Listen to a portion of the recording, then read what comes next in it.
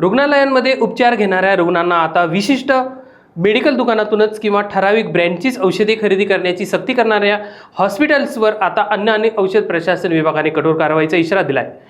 FDA आयुक्त तुकाराम मुंढे यांनी घेतलेल्या निर्णयामुळे रुग्णांची आर्थिक लूट करणाऱ्यांवर आता चाप बसणार असून अनेकदा रुग्णालयांमध्ये दाखल असलेल्या रुग्णांच्या नातेवाईकांना हॉस्पिटल प्रशासनाकडून किंवा डॉक्टरांकडून त्याच हॉस्पिटलच्या आवारातील मेडिकलमधून किंवा एखाद्या विशिष्ट दुकानातून औषधे घेण्यास भाग पाडले जाते।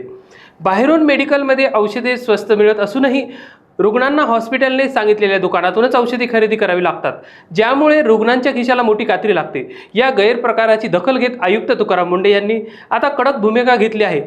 तसेच रुग्णांना औषधे कुठून खरेदी करायची याचा पूर्ण अधिकार आहे।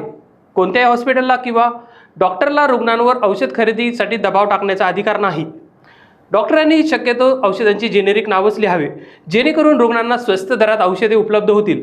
जर रुग्णांना ठराविक ठिकाणाहूनच औषधे घेण्याची सक्ती केली जात असेल तर अशा डॉक्टरांवर आणि संबंधित हॉस्पिटलवर कठोर कारवाई देखील करण्यात येणार आहे।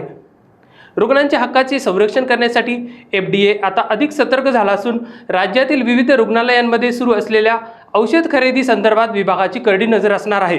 रुग्णांची होणारी ही पिळवणूक थांबवण्यासाठी तक्रार प्राप्त होताच दोषींवर दंडात्मक व कायदेशीर कारवाई केली जाणार असल्याचे देखील स्पष्ट करण्यात आले। जर तुमच्यावर किंवा तुमच्या नातेवाईकांवर कोणत्याही हॉस्पिटलकडून औषध खरेदीसाठी सक्ती केली जात असेल तर रुग्णांनी किंवा त्यांच्या नातेवाईकांनी तात्काळ अन्न आणि औषध प्रशासन विभागाकडे तक्रार नोंदवावी, असे आवाहन करण्यात आले आहे। आयुक्त तुकाराम मुंढे यांच्या या निर्णयामुळे सामान्य रुग्णांना नक्कीच दिलासा मिळणार आहे। अशीच नवनवीन माहिती मिळवण्यासाठी आमच्या लोकशाही टीव्हीला सबस्क्राईब, लाईक आणि शेअर करायला विसरू नका।